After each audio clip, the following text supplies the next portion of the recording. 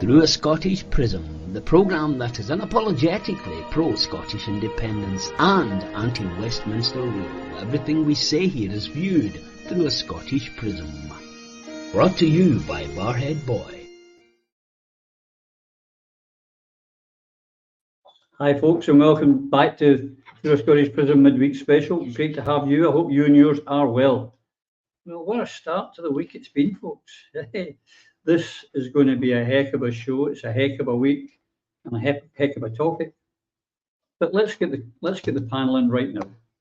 Start off with over there in Old Ricky. It's our Lloyd. Hi, Roddy.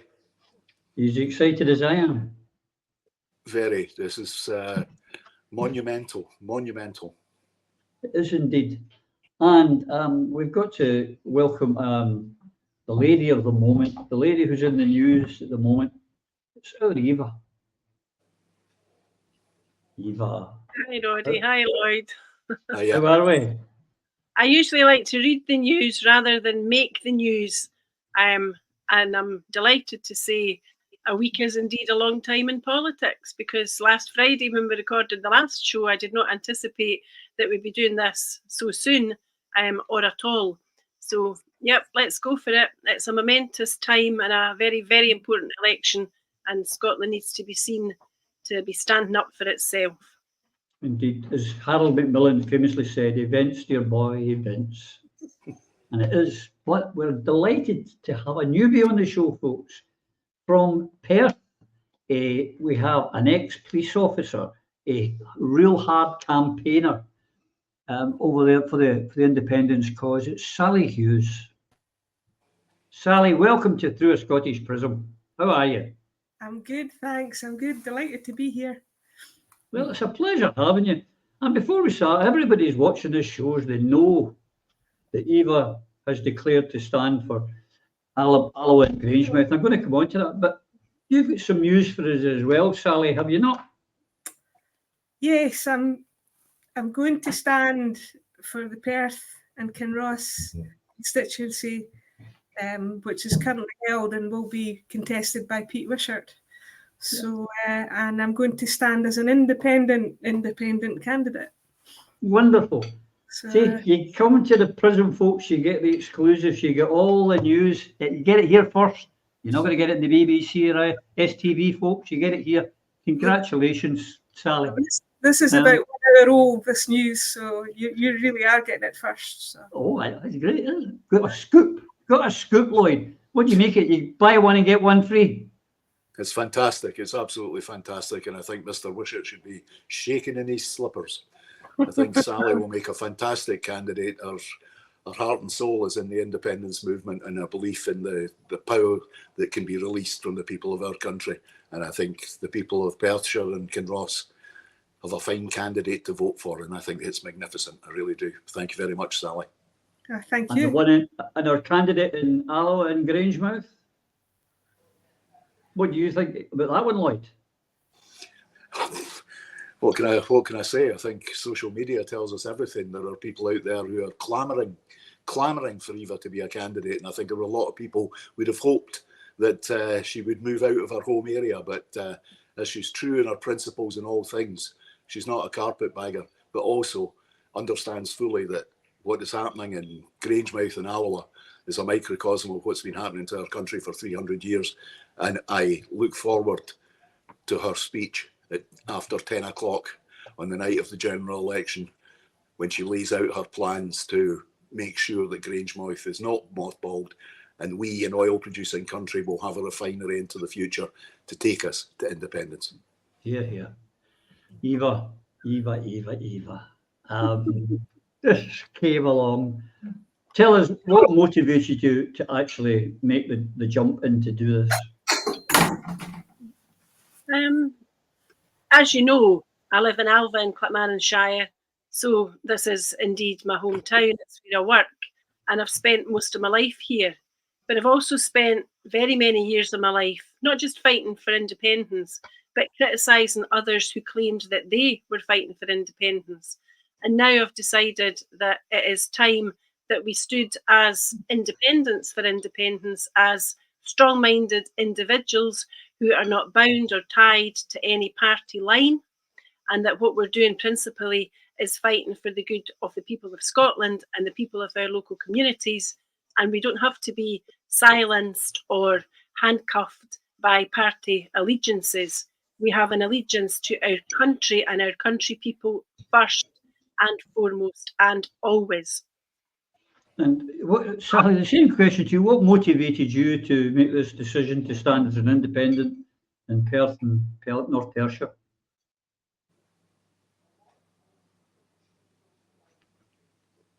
Oh, good. Oh, you were muted. Sorry. You, it was absolutely inspiring in 2013, 2014, the Yes movement. So I'm much more comfortable being a yeser than a party political animal.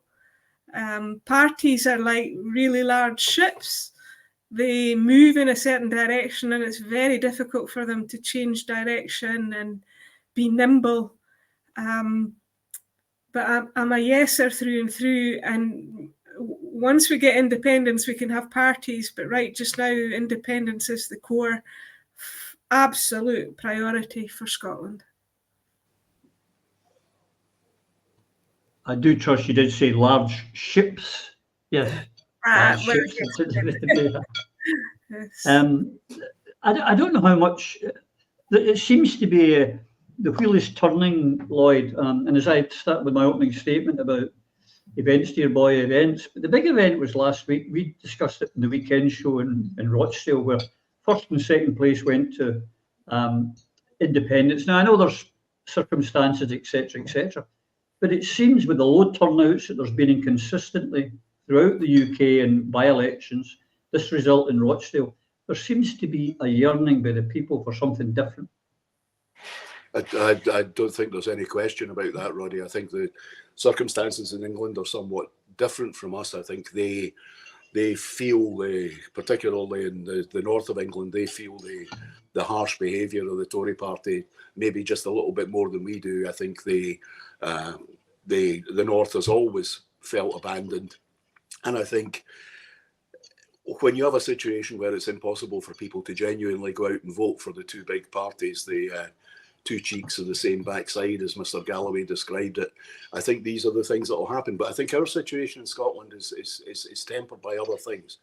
The failure to advance the cause of independence by our leading political party, the Scottish National Party, leaves an awful lot of people wondering what to do. It leaves a lot of people with deep frustrations, those of us that are active and have been active in the independence movement for many years. And I think the Rutherglen election showed us that independent supporters will not come out to vote unless they have a genuine independence candidate to fight for, or to vote for rather, and to fight for them. And I think going into this general election, the idea of independence for independence is going to touch a nerve. And if nothing other than that, what it will do, it will make the Scottish National Party and others face the realities of their failures, because this is only happening because of their failures. The fact that our party of government, is entirely and completely silent on the potential loss of an absolutely vital part of our national infrastructure in itself shows that they are detached from the people. And I think the only way we can get the people re-engaged is by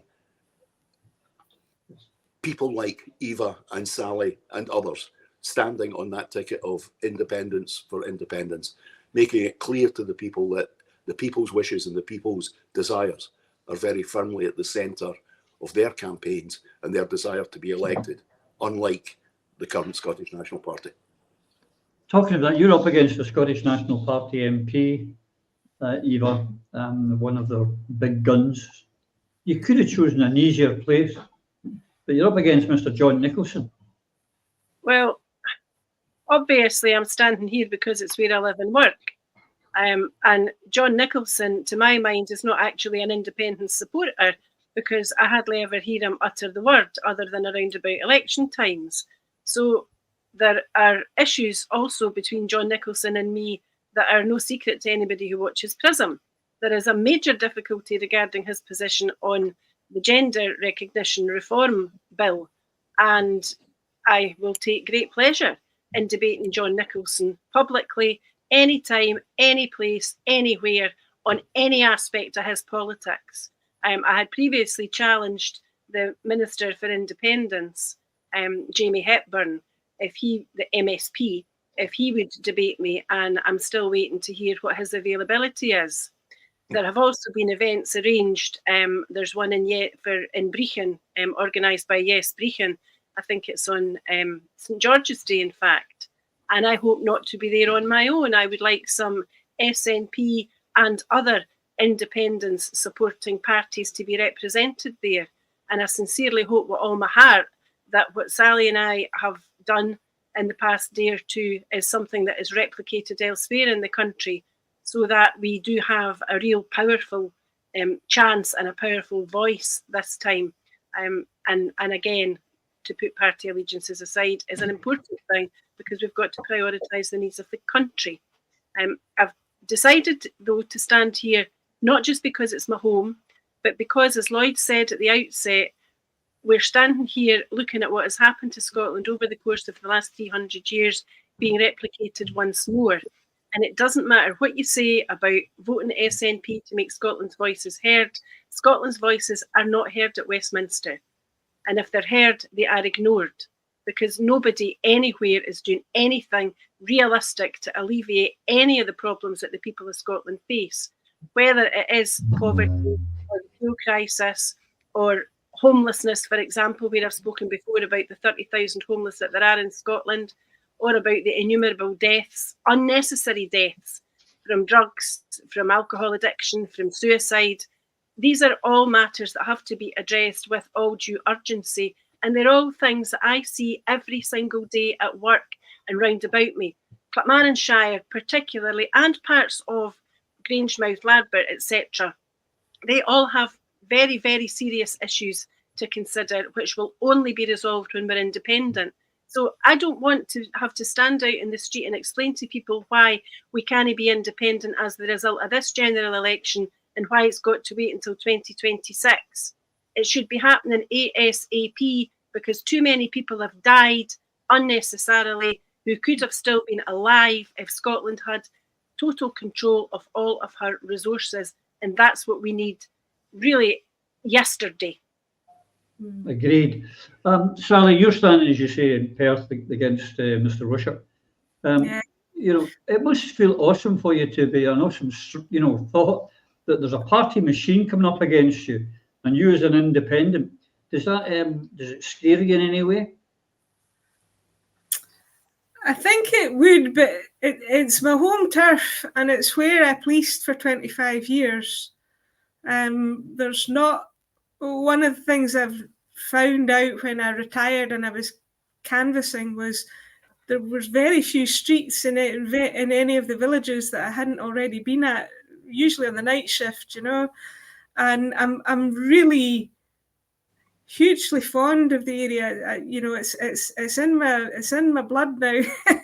So and also you keep your ear to the ground and you realise the machine of the SNP is not in the fighting condition it was even 5 years ago. It's hemorrhaged a huge amount of its own support.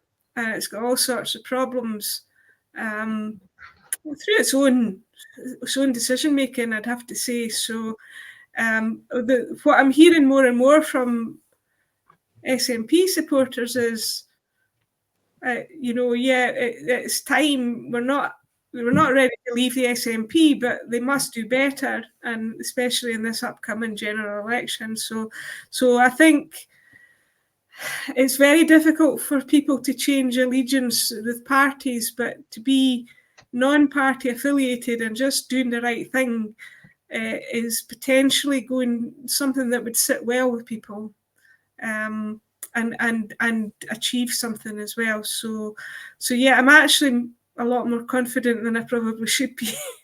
And I'm sure you'll get lots of volunteers, and anyone watching this show who lives in Perth and North Perthshire, get in touch. You know, we'll be putting out details through Prism and through Barhead Boy to let you know where and how you can get in touch and help out. Sorry, Sally, you want to say something else? Well, what I'd like to do is the Grangemouth issue affects every nook and cranny of Scotland. 70% of all, I mean, it runs to 100% capacity. So any oil refinery that's claiming they're not making a profit on that, that's their own problem. They're not running themselves properly. But 70% of all car fuel in Scotland comes from there, and it would be 100% except that they're running at maximum capacity. The north of England also gets their fuel, car fuel, from there, but all the aviation airports in Scotland, including the military ones, all their aviation fuel comes from Grangemouth. So I've got Skene Aerodrome on my in this constituency, and it's just up the road. That'll affect them. It's got a long-standing reputation for excellence in training young aviation engineers with the Highlands and Islands University, and a private small aircraft club. So, but every garage, every petrol station, we need. You don't have to come down to Grangemouth to highlight this issue. There's a petrol station near you, and we get the placards up and we start saying "Save Grangemouth." You know. Yeah, the funny thing is, you see all that petrol's getting made in Scotland, yet we pay more for our petrol than the people do in England. Quite bizarre. That'll get worse, and the farmers, of course, get hit twice because it's the fuel for the tractors and it's involved in the making of fertilizer. So this is an opportunity to get the farmers on board, which again is essential for this area, which is highly agricultural. So yeah. Okay, so the question's been coming up on all the last time since Eva declared, Lloyd, is well, are you going to abstain? Are you going to go down to Westminster? Are you going to take up your seat? Because you're always saying, let's have go up the road and let's have a constitutional convention. It's not quite as simple as that when you're a sole MP, is it? No, it's not. And while in an ideal world, abstentionism would be my position, to be perfectly frank with you. But I believe that the circumstances and the situation we're in now, particularly now that we have two particularly fine candidates standing on the independence for independence ticket, focusing very firmly on the needs that we will have as an independent country in terms of infrastructure. I think the idea of not making use of the Westminster platform, it would be very easy to take the line of purity, but at the same time, it would effectively remove the best platform you have to fight for the maintenance of that essential piece of infrastructure at Grangemouth and the jobs, the many thousands of jobs across the country that it supports. I think it should never be taken off the table. I think I'm quoting Sally here. It's a tool in the box, and it needs to stay in the box and not be thrown out. And she's absolutely correct in that. So maybe when they're both elected, then maybe they'll be able to convince whatever's left of the SNP rump after the next general election that maybe taking a walk back up the road is the right thing to do. But initially, I don't believe that you can stand on the basis of fighting for our country's independence and the retention of Grangemouth on an abstentionist ticket at this particular stage. But as Sally says, it's got to be something, nothing should be off the table effectively when you're campaigning for your country's freedom. To you, Eva, certainly a question you're going to be asked on the doorstep and on social media. Will you take up your seat or will you be an abstentionist? Right. One of the reasons that I'm doing what I'm doing now is in the hope that it spurs on political parties to take a similar stance and to argue the case for independence at this general election. There is no reason not to do so, particularly obviously in the case of SNP and my other former party, ALBA, who both say that their priority is our national self-determination, the independence of Scotland. So my own view is that we need to elect 29 MPs who are determined to deliver independence at the earliest opportunity, because if we do elect 29 independent supporting MPs who are serious, who mean business, and who have stood in a manifesto of delivering independence, then we don't need to abstain from anywhere. All we have to then do is negotiate the terms of the independence settlement. So that's my position. As an aside though, Roddy, do you seriously see me raising a hand onto a Bible to make an oath of allegiance to the king of a foreign country? You and me both. No, I don't. Sally, I'm trying to keep it down the middle of the road. Say the same to you. Will you be an abstentionist, or will you actually go up and take up your seat? There needs to be a representation at Westminster. You can't leave that place unattended, or they will continue to ride roughshod on us, and we'll be caught blindsided. But for me, you can't. If you cast your mind back to 2014, they were desperate to, when they talked about our economy, to say to leave out the oil industry. And I think it was Alex Salmond who quite rightly said, no, that's part of our economy and we will discuss it and it will be on the table. But they were determined to manage to nobble you right from the outset by leaving some things out and to play nice. This is a tool in our toolbox, and it's a big gun. It can only be played once. That's the main thing I would say about it. So, but if they're trying to right from the outset negotiate that we already leave it aside, then no, we're not playing that game. It's a tool in the toolbox. It's a very important tool in the toolbox, and if we have to use it under dire circumstances, then that's what it would come down to. So that's my position, and I think I do respect the electorate that they're voting for you to go down there and represent them. They're not at this stage voting for you to abstain. But like Eva, I'm a Republican. The monarchy's had its day, and I'm not. I watched George Galloway swear that oath, and it was a bit vomit-inducing, and and he's supposed to be a socialist, right? Now I'm not doing that, and I'll sit and write a Scottish oath that's legally binding by the terms and conditions of the Treaty of Union. I'll research it and I'll get help and I'll do that, and I'll recite an oath that's legally binding. And then we'll see where we are. If they won't like it, but it will put Scottish sovereignty right at the heart of Westminster, in accordance with what's already in the Treaty of Union. And once one person does that, it's easy for anybody else to pick that up and use it, right? And if they don't like it, they'll have to challenge it legally in court.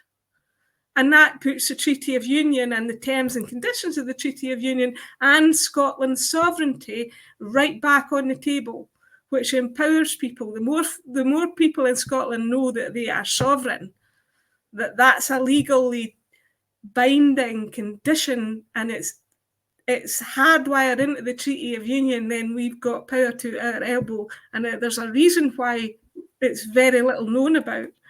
So that would be my policy, and I really understand the folk that are looking at Sinn Féin's circumstances and what they've done. They don't have the Treaty of Union. They were in a different different situation legally, right? So we're in a different situation. We can use the law to maximize what we have, and we'll have to do that. So but definitely in terms of people discussing it, say, wait a minute, why do you think I should leave these tools that are very important off the table? Well, you're nobbling me right from the outset. No, I'm here to fight the corner of my constituents and my country, and I'll leave nothing off the table if it can be of use to them. So well said. Lloyd, of course, the big parties are going to try and poo-poo independence, to say, you need the party machine behind you, and we're a party, and they're not, going to be as efficient as us. It will be a dirty type campaign. Yes, it will be, but all I would say back to them is Lithuania, Latvia, Estonia, there was no party led those three countries to their independence from the Soviet Union. That's simply true. It was people power. It was people galvanized by a message, galvanized by a sense of unity that led to those three countries becoming independent and not staying within what became the Russian Federation. Just going back slightly to the situation at Westminster and this issue of abstentionism. Now, there are many ways to skin a cat, and Sinn Féin do it effectively for their circumstances, which are not our circumstances. For our people to use that place as a platform, but at the same time to make a very clear statement that they do not bow to its structures and rules, would be simply not to take positions on committees, not to involve yourself in the creation of law, occasionally making a speech in the chamber, but not First Ministers or Prime Ministers' questions or Ministers' questions, which is what sucks you into the system. It is perfectly possible to make use for your constituents the access you get to the civil service, the Department of Work and Pensions, the Immigration Service, many things which are, still the preserve of Westminster, and the work for the constituents can be done without spending hours and hours getting corns in your backside sitting on the green leather. There's ways around this. In fact, many years ago, Jim Sillars and Alex Salmond, when they represented the Scottish National Party, brought the House of Commons to a halt on a fairly regular basis by using the laws and the rules of the House itself. But what came out of it was not that they disrupted the House of Commons. What came out of it was independence supporting members of Parliament stood up for Scotland and made a point. And that, in the end, that's really what it's all about. It's about making the point, using the platform. And that, I believe, is an absolutely honourable position. What about you, Eva? Are you going to be a modern day Parnell? Well, I very much like Sally's drafting of an oath for Scottish MPs. I think that's a stroke of genius, quite frankly. It suits me down to the ground. I also particularly enjoyed the spectacle of the Speaker getting his knickers in a twist when he had to expel Kenny McCaskill and Neil Hanvey for their disruption. So I'm looking forward to disrupting the House of Commons. I think that I might, in fact, be the first one-legged female from an independence background to be elected there. I sincerely hope that proves to be the case. Yeah, there's a lot of them down there with no spine, though, Eva. Well, mine is Australian, as you know. Indeed. Sally, the thing about Westminster is it seems to corrupt. How do you avoid letting yourself get corrupted by the system down there? That's a really good question. I think being a bit older makes a difference. And my mortgage is paid, and I'm on my police pension, so I'm not boasting about it. But I've seen a lot of people get elected, and immediately they've doubled their mortgage, and you think, or given up their business and doubled their mortgage on their new build and stuff, and you think, you've settled in. You're not going to rock the boat in any shape or form, and that's just a practicality, a real life thing. So in that respect, I don't have any ambitions to be living down in London, living the high life. It's not quite me. So, and basically keeping fiscally modest is going to be a thing. It's going to have to be a thing, So that would be the first thing. And focusing back here on keeping grounded and not having barriers between me and the electorate, because what I've seen happen time and time again is they have their staff then they're only up here now and again, and they go to selected meetings, and they're insulated with a really high wage and stuff, and suddenly, you know, they're disconnected, and it's not such an issue for them anymore. But I was 25 years on the beat, and that kind of suited me. So you know, so being down to earth and that. So that's kind of what I would suggest. Good.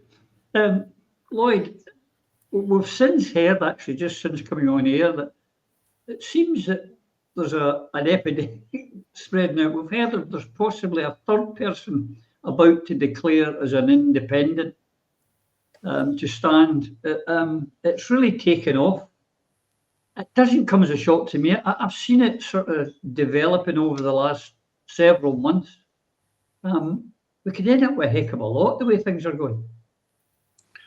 I think that's perfectly possible, Roddy. You know, I think that Galloway winning last week, I think for a lot of people who were thinking about this as a possibility, George Galloway winning last week and the local man coming second while getting more votes than the two cheeks of the backside put together, I think has made people think that this is maybe a possibility. For my money, you know, the more the merrier. That's the way I would see it. But what's really heartening about this is you could feel this happening. You feel the pulse of the independence movement, the broader independence movement, particularly on social media, responses to a Scottish Prism, for instance, and the responses to many of the pro-independence bloggers. This is an idea which has been building, developing. So it's no surprise. But as I said earlier, it's primarily a product of frustration, and it's frustration at not proceeding. When all of the ducks have been in a row, when the best circumstances this country has seen since the Act of Union, Boris Johnson, the extraordinary events of 2015, when we sent down 63, 65, can't remember which it was. 56. It was 56, yeah. 56 members of the Westminster Parliament. When I joined the Scottish National Party, and indeed when the then leader of the Scottish National Party joined the party, the first line on your membership cards was that we will deliver independence and negotiations will begin immediately we have the majority of the seats or votes in a Westminster election. I wept as I saw those seats coming in. A thing I never believed I would ever see, that many members of my party elected to Westminster, and knowing as each seat was won that nothing was going to be done. It was the election that wasn't about independence, despite the fact that I still have my original membership card, which has, as a rule, you reach that level, we begin negotiation. That's where we have to get back to. We have to get back to that. And I think the greatest way to do that is with people who've thrown off the shackles of the party, who do not have to take into consideration certain issues which may impact other party members in other constituencies. They won't have to consider the fact that if seats are lost, then the income for the Scottish National Party goes down. All of these things go out the window. That's freedom. Here, here.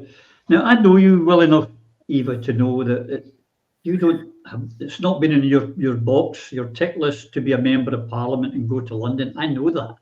I know you're not politically, personally ambitious to become the Prime Minister or any such thing.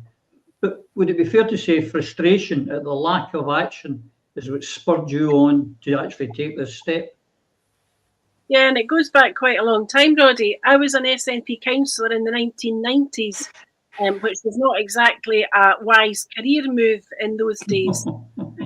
However, in 2021, obviously, I left the SNP to join ALBA, but I had got into a position where I was on the SNP list for the Holyrood Parliament because of frustration at that stage that we were not moving quickly enough towards a properly constructed independence campaign. So I had hoped that the supermajority in 2021 would have delivered that supermajority for Holyrood, would have led to independence negotiations or something similar. And clearly that failed. So where I am now is I am sick to the back teeth of my own MP and my own MSP and my own councillors of the SNP, because Clackmannanshire and Grangemouth, etc., have been represented by the SNP for a very long time, and they're going downhill in terms of all the indicators of deprivation, poverty, homelessness, you name it. So I am absolutely determined that what we'll do with this campaign is reignite that spark, that freedom's flame, because that's what the people of Scotland are crying out for. And to say that I've been frustrated with the Scottish Government and with the SNP at Westminster would be a bit of an understatement. I think that at least half of the population of Scotland's television screens and their computer screens have been in jeopardy watching and listening to innumerable promises of Scotland will not be dragged out of the EU. The Scottish people will have their chance to decide. Scotland has spoken. Here is another mandate. And we're going round and round and round in circles. The whole movement knows that. Believe in Scotland know that. All under one banner know that. Every Scottish independence supporter knows that. And it's time this year that we made a difference. We stopped going round in circles and we aimed this time for the moon, because that's what we need to do. Yeah.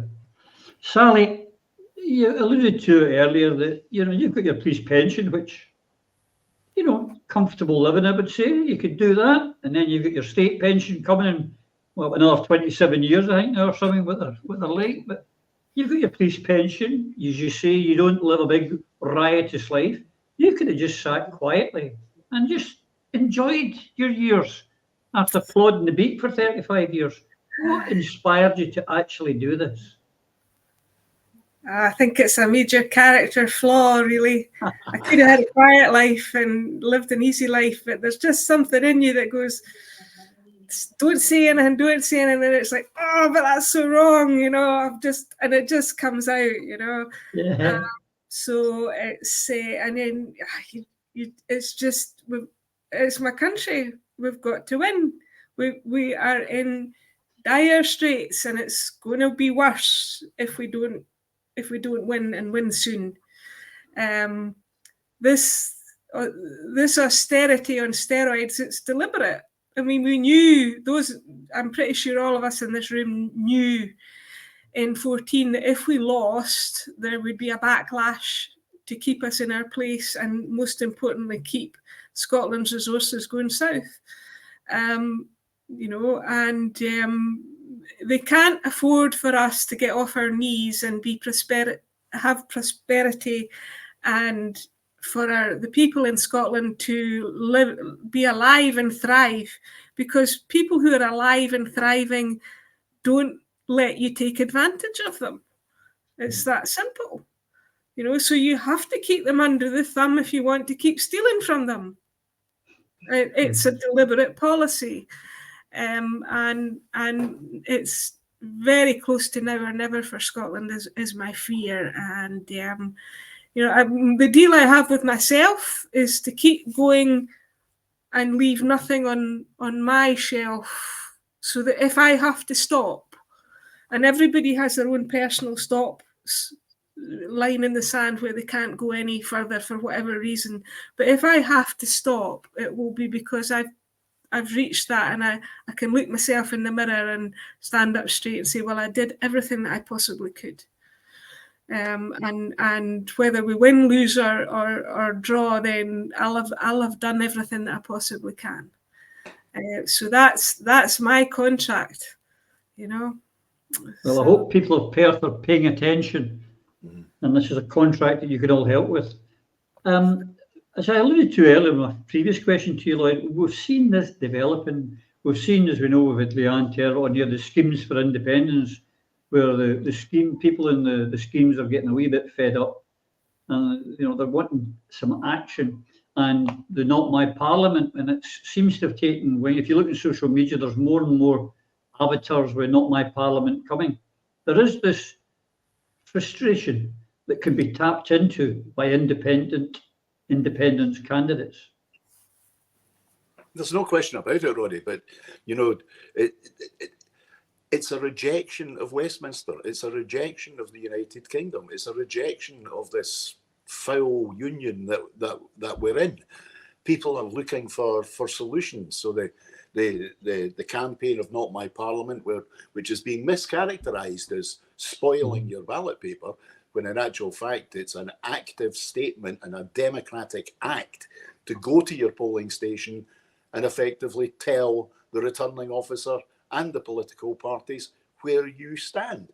I think it's absolutely admirable if you don't have a Sally Hughes or an Eva Comrie to vote for. It's an absolutely valid position to take. More importantly, it's active. It's a genuine act. You have to go and do it. It's not sitting in the house and spoiling your paper. Whose paper are you spoiling? You're actively making use of your vote. The paper is spoiled.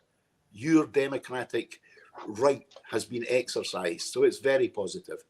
As to the burgeoning campaign that is Schemes for Indy, I mean, if you look on social media, it's quite extraordinary the arms and legs that's taken on since Leanne came out and effectively launched it, and I can only see that growing, exponentially, as it did for those of us that campaigned and worked primarily in housing schemes in the referendum in 2014.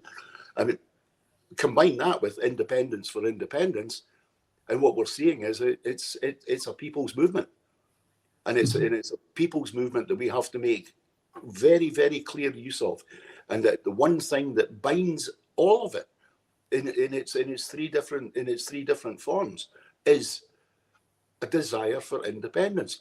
But more importantly, it's connected directly to what people are saying. Look at the opinion polls.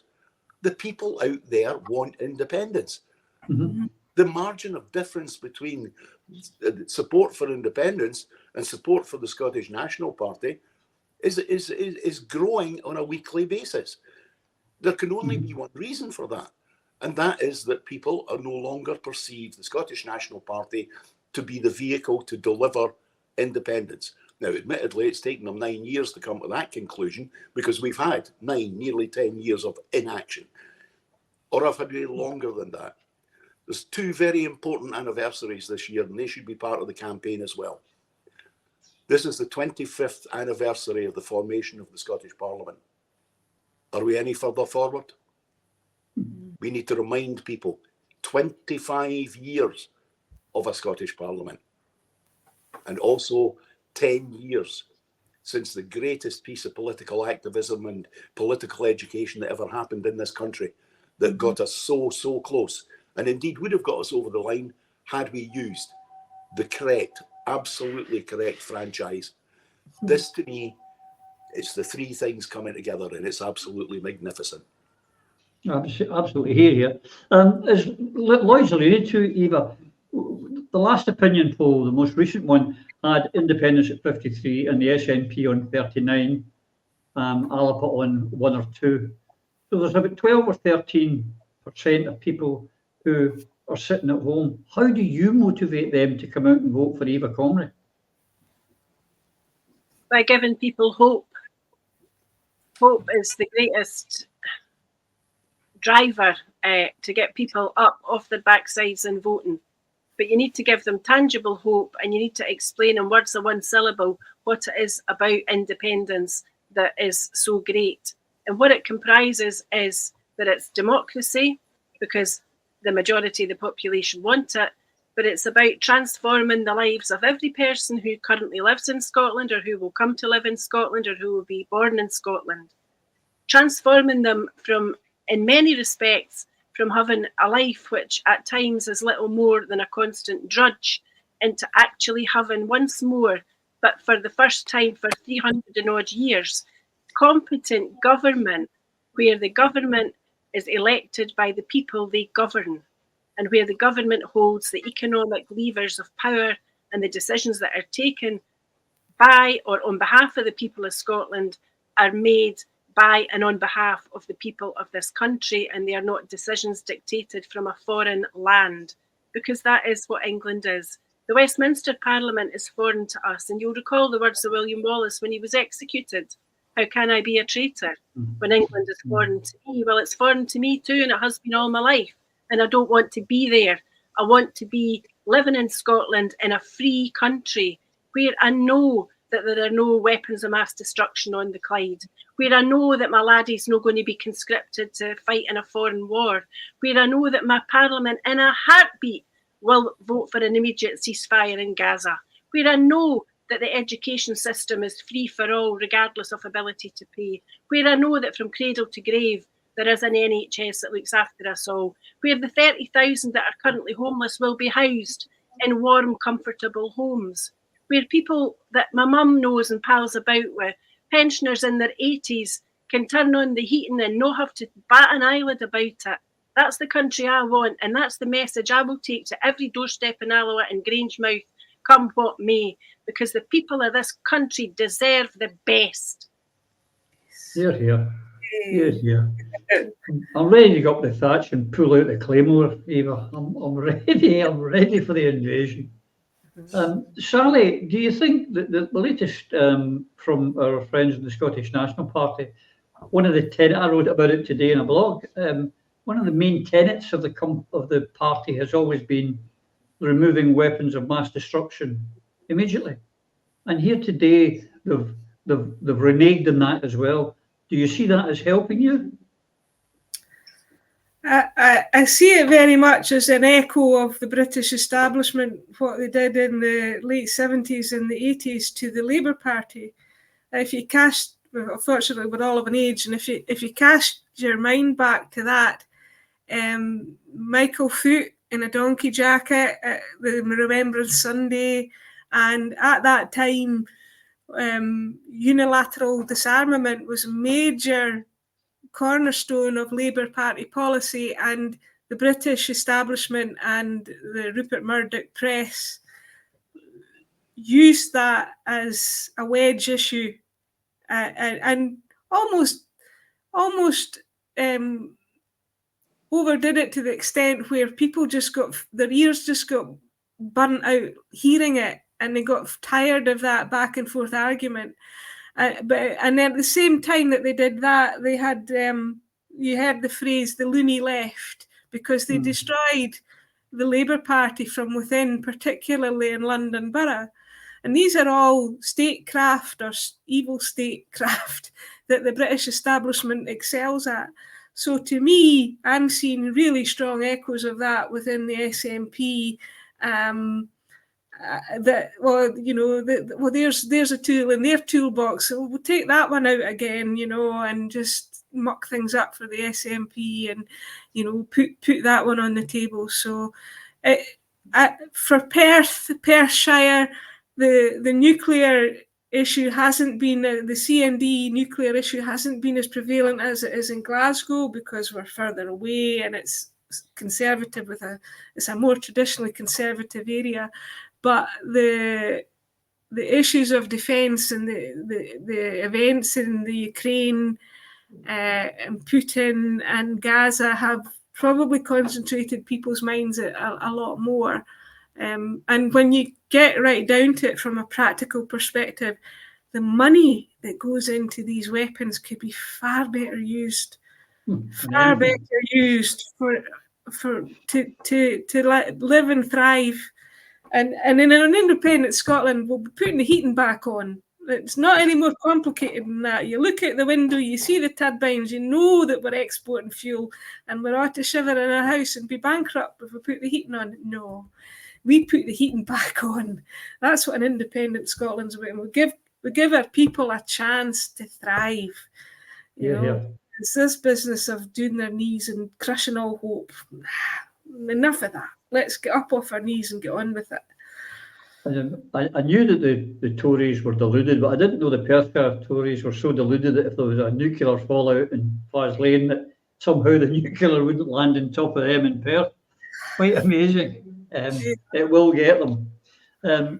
What about you, Lloyd? You're the same sort of generation as myself, almost. no weapon, get rid of the weapons the day after independence was the cry forever. And it was how you got yourself a standing ovation at the party conference. All you had to say was get rid of the nukes, and you had a 2-minute standing ovation. Why would you throw that away? I never ever got a standing ovation at conference, unfortunately. Ejected a few times though. Yeah. No. In terms of the campaign for nuclear disarmament, the first time I was arrested at Faslane, I shared the van to the police station in the East End of Glasgow with Billy Wolfe, the former leader of the Scottish National Party, then retired. And I enjoyed that because as a young Turk in the party in the mid to late 70s, Billy became a bit of a target for us. And I've regretted it for a very long time. So it was great being able to make it up with him in the back of that van, the back of the Black Maria on the way to the East End of Glasgow. But that tells you where we've gone. Billy Wolfe, a man considerably older than me, absolutely committed to the removal of nuclear weapons and indeed the neutrality of an independent Scotland, a position I also hold very, very dear. Yeah. That's the position I believe most of our people would have. But Angus Robertson, I mean, I can't say any more about Angus Robertson than I've already said. Angus Robertson, whoever's paying him, that's whose politics he's got. The unilateral statements that are made by this current leadership on major issues that are not in their gift. These are issues for post-independence.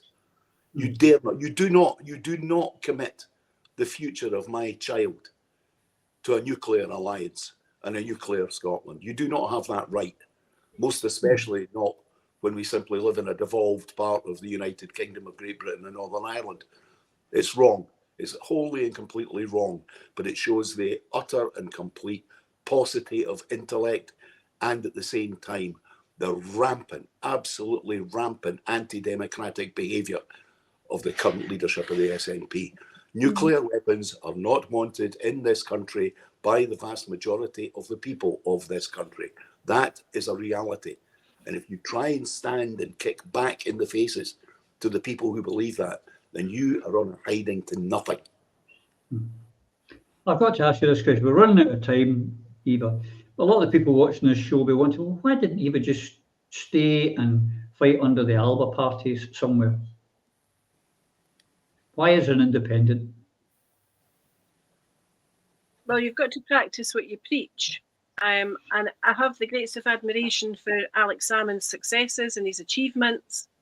However, I didn't feel that I would be able to persuade sufficient people to vote for me as an Alba candidate against John Nicholson. I think it's more likely that people will vote for me as an independent because it looks like I mean business. And that is because I do mean business.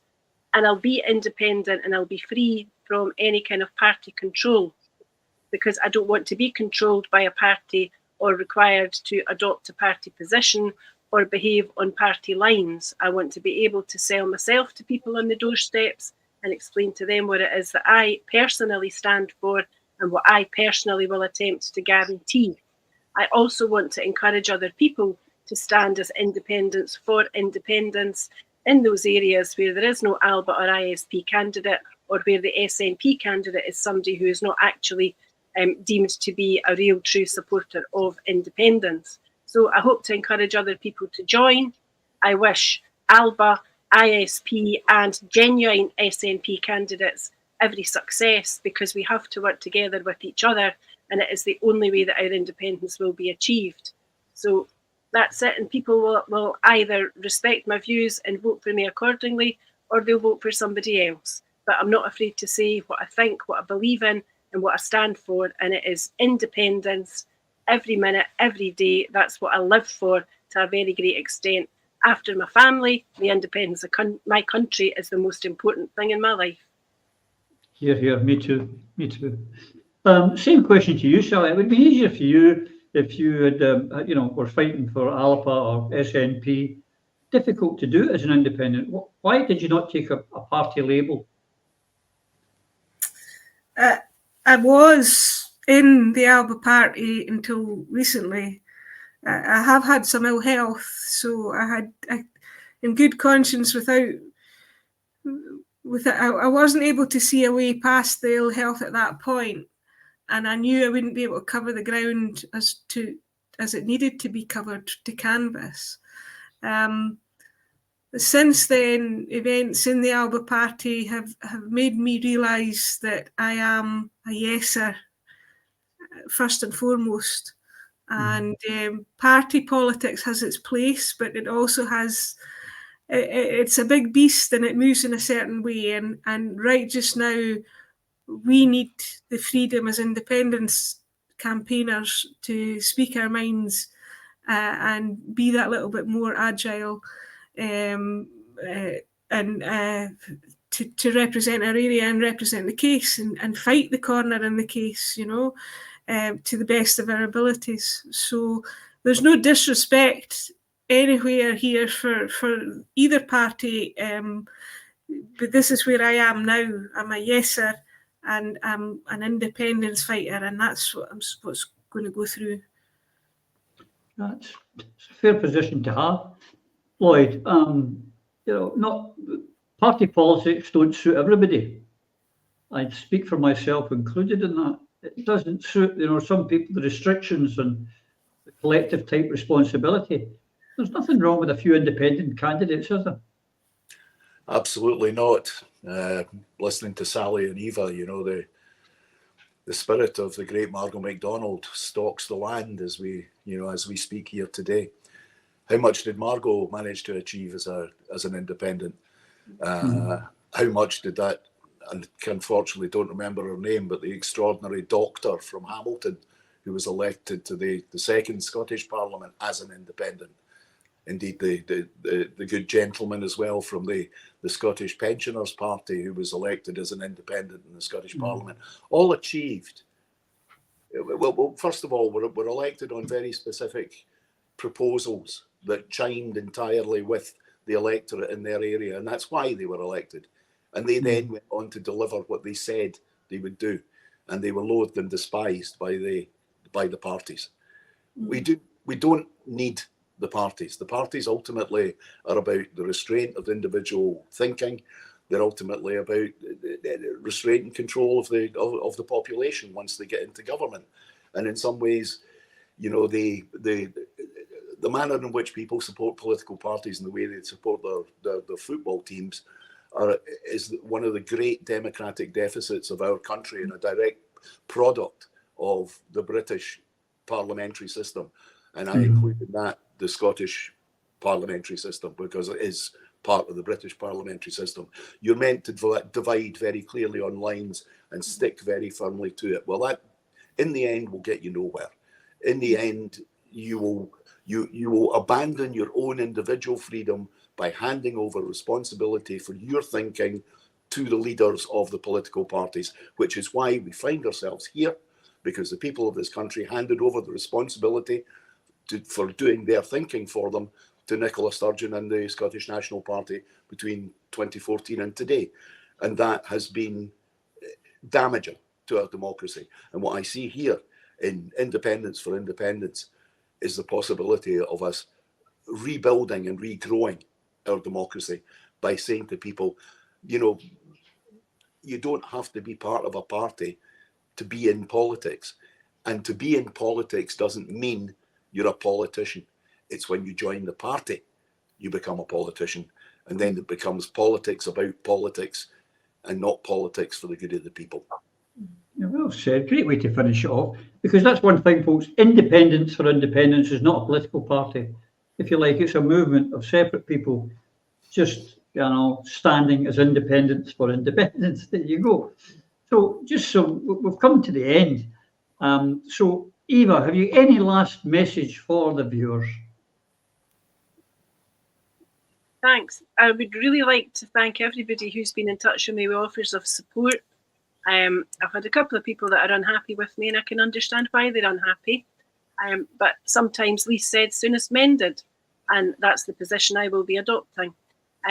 That said, I've had texts, phone calls, private messages, direct messages on Twitter, and every single offer of help is very much appreciated. So everybody who's been in touch, I will get back to you just as soon as I possibly can. I'm really very, very grateful and actually overwhelmed to an extent by the amount of support that I've had. So thanks very much indeed.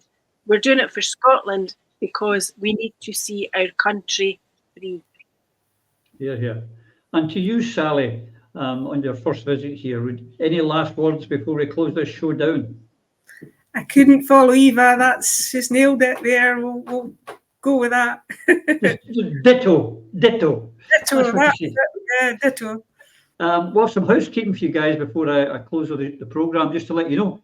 You'll be surprised to hear we're going to be taking Prism to Perth to support the independent candidate. I'm coming to see my wee friend Pete. Maybe he'll come and buy me a pint, take me for dinner, and we'll have a chum night, a guys' night. I look forward to that, Petey baby.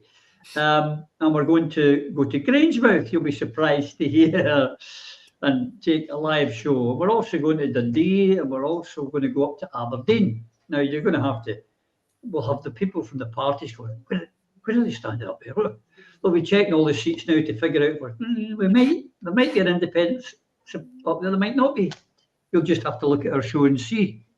But also, the ladies will be making their arrangements for how they're campaigning, how it's going to go, and we'll keep you abreast of things. And Barhead Boy will keep you abreast of things, of how you can help, how you can, because elections aren't cheap, folks. There's going to need to be some fundraising as well. So keep your eye on Barhead Boy on Prism, and we'll keep you posted of developments. And until we see you again, may you and yours please take care. Thank you. Dear Snow. Through a Scottish Prism, the programme that is unapologetically pro-Scottish independence and anti-Westminster rule. Everything we say here is viewed through a Scottish prism. Brought to you by Barhead Boy.